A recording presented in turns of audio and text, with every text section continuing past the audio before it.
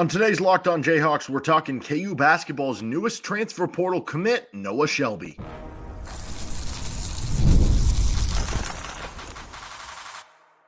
You are Locked On Jayhawks, your daily podcast on the Kansas Jayhawks. Part of the Locked On Podcast Network, your team every day.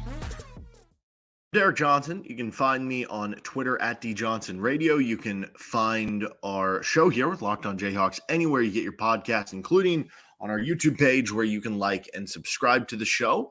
And on today's edition of Locked On Jayhawks, we're talking Noah Shelby, the Rice transfer, former Vanderbilt Commodore 2, who is transferring to the University of Kansas for this upcoming season, which was announced over the weekend. We'll finish up with some of the latest stuff in the offseason for KU. Thanks for joining us and making this part of your everyday listens here with LOJ. First, this episode of the show is brought to you by LinkedIn Jobs. These days, every new potential hire can feel like a high-stakes wager for your small business. That's why LinkedIn Jobs helps you find the right people for your team faster and for free. Post your job for free at linkedin.com/lockedoncollege. Terms and conditions apply. So start with some info on Noah Shelby, what the addition means for KU and moving forward in the offseason for this year and next year, and the latest in the offseason to finish things up here on today's show. So we did a deep dive on Noah Shelby about a week ago, 2 weeks ago, something like that. You can check that out, and that'll have some other info that I highly recommend checking out. Of course, if you're an everydayer, you already tuned into that, but we'll re-go over some of that stuff and add some new stuff in here as well. So he is a guard, point guard, 6'2" was what he was listed at coming out of high school. 6'3" now is what he's been listed at in college from Green Hill School in McKinney, Texas. He is friends with played youth basketball or whatever, prep basketball, I guess you want to say, with Rylan Griffen, the transfer that Kansas has coming over from Alabama. So you'd always go to when you add to kind of the team locker room camaraderie, whatever you kind of want to call it. He came out of high school as the number 112 national recruit in the country on 24/7 Sports, the number 18 point guard. And on the 24/7 composite, he was 121st in the country and the number 20 point guard. So this was a kid who was very highly recruited. He chose Vanderbilt out of high school over Arizona State, Arkansas, Auburn, Baylor.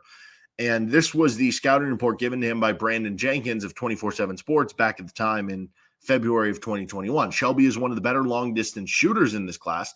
He makes any man-to-man defense stretch out against any zone. He is one who needs to be shaded and accounted for at all times because he's great at catching and shooting off penetration from one of his teammates. He'll need to work on improving his athleticism and continue to hone his ball handling skills when under intense pressure.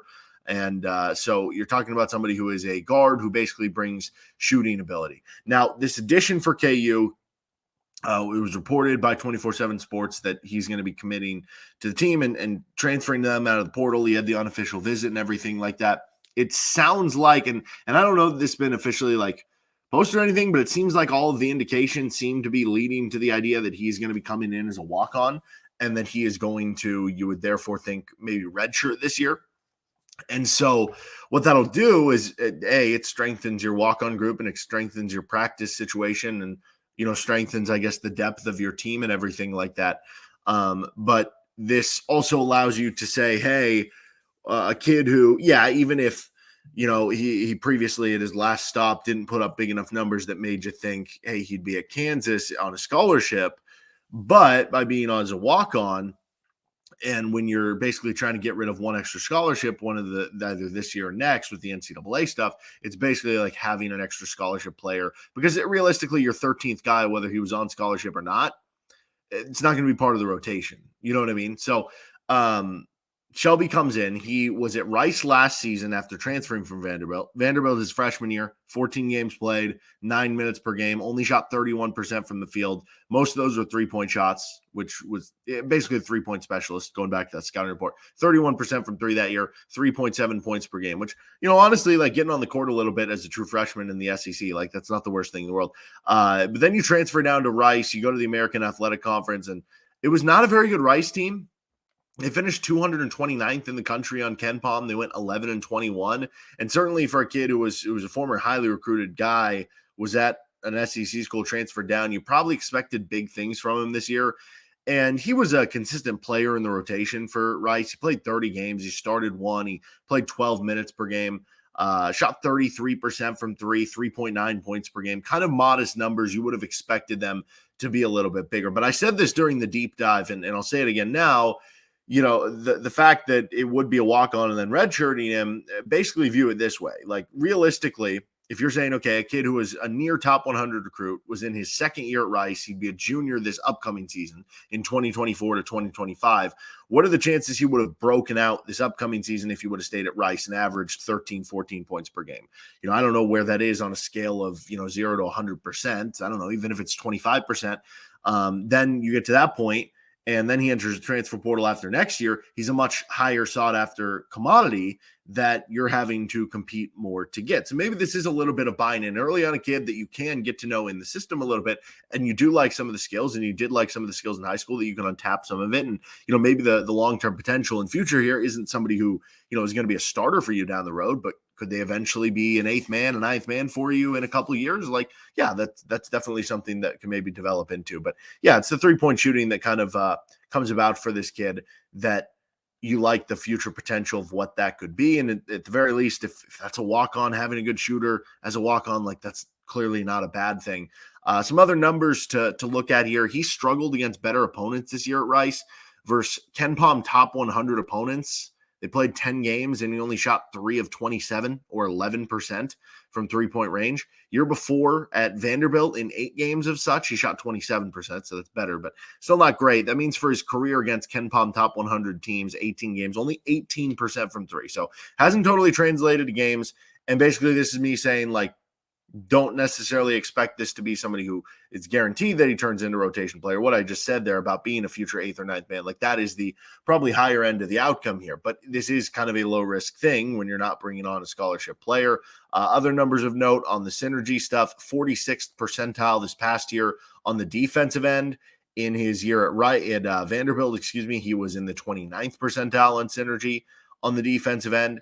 And then this past season on some of the offensive numbers, more limited sample size, he was only in the 36th percentile as a spot-up shooter. That's something that you would expect to get better based on the scouting report and stuff like that. But yeah, he was only 15 of I guess it was the 2-point spot-up shooting, now that I'm looking at it, that made it bad, because he was actually 15 of 40, which is 37.5% on spot-up threes. So good spot-up 3-point shooter, but because he took some spot-up twos, it lowered the percentage. Anyway, also was good as a pick-and-roll ball handler, limited sample, but ranked in the 86th percentile there. And then when you look at some of the shot types that he took, he ended up finishing in just the 24th percentile on catch-and-shoot threes. But you're seeing a little bit of the same thing, because he went 16 of 42, or 38% on catch and shoot threes. He went 9 of 19, or 47% on guarded catch and shoot threes last season. What killed him was some of the other catch and shoot stuff. But yeah, this is basically the scouting report is this. He's a 3-point marksman that's coming in as a walk-on, that probably is, clearly more talented than, I don't know, other walk-ons you've had. Last year you brought in the kid from Cal State Northridge, who's since transferred this year, and that was a more talented walk-on because that was a former D1 scholarship player. This is a D1 scholarship player, former Power 5 D1 scholarship player, near top 100 recruit, who was playing at even though it wasn't 30 minutes per game, at that level. So it doesn't really mean anything for this year if the idea is to redshirt him, and it doesn't change the scholarship count. So it doesn't affect who Kansas is going after, who Kansas is recruiting, how many players can they bring in. It doesn't affect any of that. What it does affect is the practice side, and then what it possibly affects is the future, because you look at after this season, okay, you're going to be graduating DeJuan Harris and Hunter Dickinson and KJ Adams and anybody else who has a decision about going pro, and anybody else who transfers at the end of the season, right? Having stability, having possible players to come back that are going to add to that stability the following season is obviously a good thing for KU. And when you look at Shelby after those first 2 years, he'll be a junior this year, which means if you're redshirting him 1 year, then he would have 3 seasons at your school with you, 2 to play and 1 as a redshirt. So you're getting kind of longevity out of this with a good shooter who, best case scenario, maybe becomes a back end rotation player by the second or third year of his career and is hitting threes off the bench and having more shooting off the bench. That's never a bad thing. Worst case scenario, it's just a walk-on that we're not really talking about unless coming in mop-up duty, and there's nothing wrong with that. So nice pickup for KU and Bill Self, even though it's not going to get the same headlines as like the AJ Store edition or something like that. All right, let's continue on what's next in the offseason for KU and what this means for the Jayhawks on this edition of Locked On Jayhawks. First, we're brought to you by LinkedIn Jobs. When you're hiring for your small business, you want to find quality professionals that are right for the role. That's why you have to check out LinkedIn Jobs. LinkedIn Jobs has the tools to help you find the right professionals for your team faster and for free. LinkedIn isn't just another job board. LinkedIn helps you hire professionals you can't find anywhere else, even those who aren't actively searching for a new job but might be open to the perfect role. In a given month, over 70% of LinkedIn users don't visit other leading job sites. So if you're not looking on LinkedIn, you're looking in the wrong place. On LinkedIn, 86% of small businesses get a qualified candidate within 24 hours. Hire professionals like a professional on LinkedIn. 2.5 million small businesses use LinkedIn for hiring. Post your job for free at linkedin.com/lockedoncollege. That is linkedin.com/lockedoncollege to post your job for free. Terms and conditions apply. All right, what's next for KU in the offseason? What this means? We'll get to the latest offseason scuttlebutt too on this episode of Locked On Jayhawks. By the way, tomorrow, Tuesday, officially 100 days out from KU football. So we'll go over some fun KU football content for that. We're also planning to have Nick Schwerdt on the show later in the week and possibly another player deep dive. Obviously, if there's any other breaking news stuff to get to, then we'll get to that when it comes up. So make sure you subscribe to the show anywhere you get your podcast. So obviously with Shelby coming in as a walk-on, this doesn't have an effect on adding any scholarship players. Kansas still at 11 scholarships with the dangling 12th of Johnny Furphy in the draft process. Seems like Kansas is going pretty hard after another player to try to give them their 12th scholarship guy. And then that dangling 13th one would be Johnny Furphy. But it seems like they might be going after, even above and beyond, like further than that. Like maybe it's not just the 13th guy. Like maybe they are trying to find contingency plans that Furphy stays in the draft. Maybe they're just expecting that at this point, because it seems like that's kind of where the arrows are pointing, that they do want to play with 13. And I guess from a standpoint of if you're bringing in a player who can be here for multiple years, in one sense, it does like add up to basically say, hey, let's use the 13th scholarship this year as opposed to next year, because you can bring in a player who, when you're shorter on scholarships the following season, now they've been in the program with a year under their belt. I don't know. That's one possible thing, or maybe you just load up as much as you can and bring in as many players who can win now as possible and don't care about the years, and figure that, well, the following year, if you have to play with 12 scholarships, whatever. We'll worry about that when we get there, and we can still build a really good roster with 12 as opposed to with 13. But yeah, this has no effect on the scholarship counts and who they can go after and who they cannot go after, all that sort of stuff. Again, this just kind of gives them more freedom and flexibility the following year. And I don't know if the idea would be, maybe it could even be something like that. I don't think this is the idea, but like, could it be a situation? What if KU only does play with 12 scholarship players this year and they end up not filling the 13th? And then the following season, you are sitting and needing a 13th scholarship player, which can be a lot harder because you have to find the right guy who's willing to come in and kind of realize that, hey, I might not be a part of the rotation. Maybe you just give Noah Shelby a scholarship the following season. And it's basically like you have 12 scholarship players this year and next year, or 13 this year and next year, depending on which way you look at it, on which side of the aisle there with Shelby as a walk-on or scholarship player. Kind of awaiting the end results now of the combine and the pre-draft process too. But certainly it sounds like KU is kind of in the thick of things for, a guy like Jaxson Robinson and some of these other players they're kind of targeting and going after in the transfer portal. So yeah, basically this doesn't block anything from happening from here on. This doesn't turn into a situation where it's, they brought in another guard, now they have to bring in a wing, or now they can't bring in another scholarship player. It has no effect on anything like that.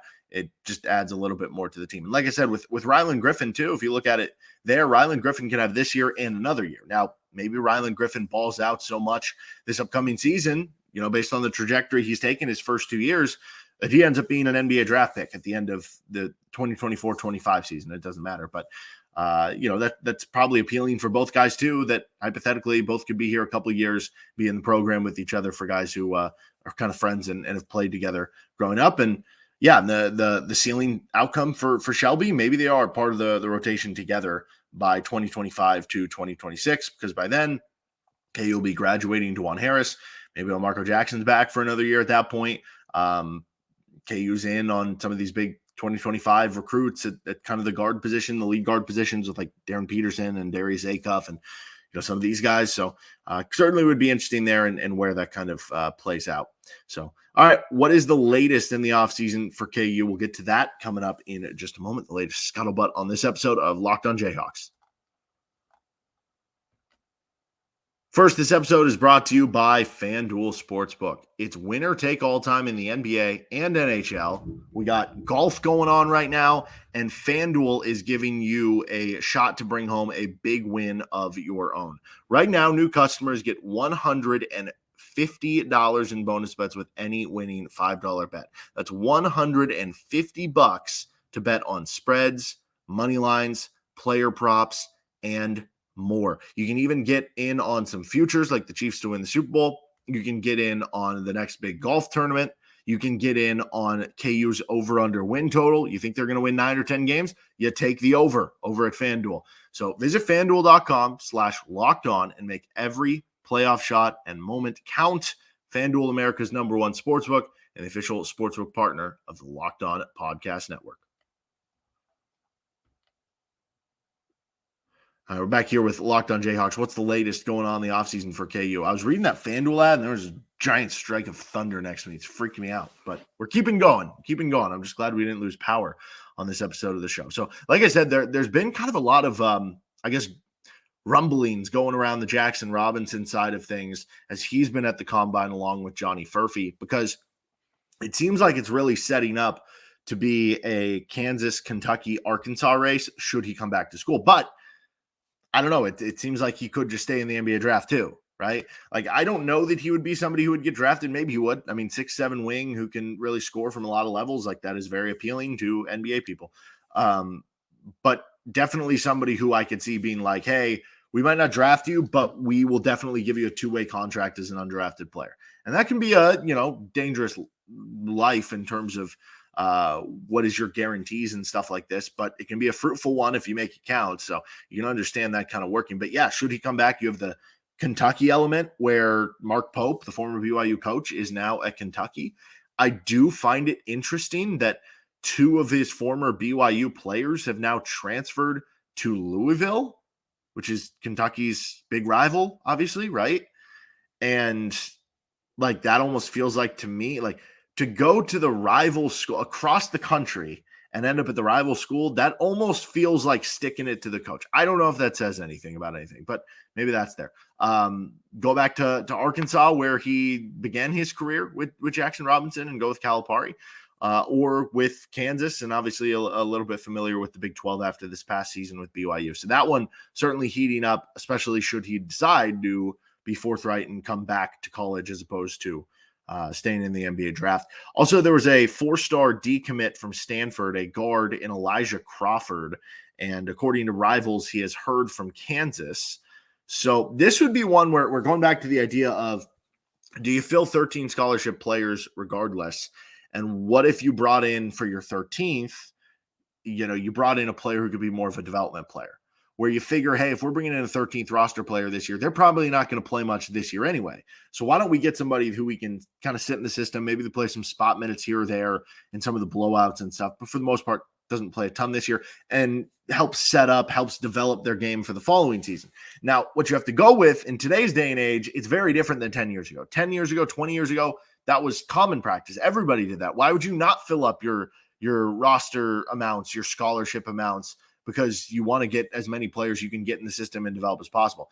Now there is a little bit of what's the point sometimes, because you do end up doing that, and you're like, hey, we're going to bring this kid into the system. We're going to sit him for a year. We're going to sit him for 2 years, develop him, and then by year 3, he's going to be a player. Well, guess what? By year 2, year 3, either one of the camps, whether it's the player camp or the coach camp, the coach is like, yeah, we don't think you're good enough. We're showing you the door. Or the player is like, hey, I'm not giving you playing time here. I'm out. or sometimes the two cross over. So that can be a little bit of a different game now. But point being, that one kind of becomes interesting there. And then also keep an eye on Javon Small, who hasn't actually signed. Kind of similar, different situation, at least from what I'm kind of gathering. But remember when Riley Kugel committed to Kansas, but then he didn't actually sign yet. Javon Small committed to West Virginia, what was it, a couple weeks ago, week and a half ago? He hasn't actually signed yet. I don't know if that means anything. I would still prefer, if you were choosing between some of the guys we did deep dives, I won't even count Cam Christie, who we did a deep dive on last week, because we haven't actually heard any reported connections with KU. And honestly, Cam Christie might end up staying in the NBA draft and being top 40 pick in the NBA draft. But between, I guess, Jaxson Robinson, Wooga Poplar, and Javon Small, honestly, if I want to add Chaz Lanier in there, I would have Small fourth on that list. But I don't want that to be taken as I don't think he'd be a good addition. I think he would be a good addition. It would just be fourth among those things. It's like if I go out to get ice cream, and I try to order my first 3 flavors, and they're like, oh, sorry, we're out.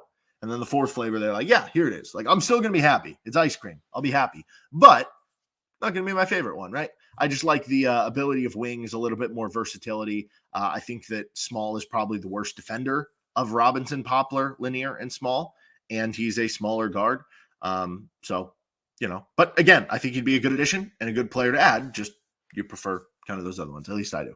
All right, that'll do it for this episode of Locked On Jayhawks. Check it out. We had a Javon Small deep dive a couple weeks ago, so you can check that out on the show, anywhere you get your podcast, and maybe you already did if you're an everydayer out there. All right, 100 days from KU football tomorrow. We'll talk about it on that episode and plenty more KU basketball, KU football content. So make sure you subscribe to the show, checking out our podcast anywhere you get it, wherever you get it, and we'll see you next time with LOJ.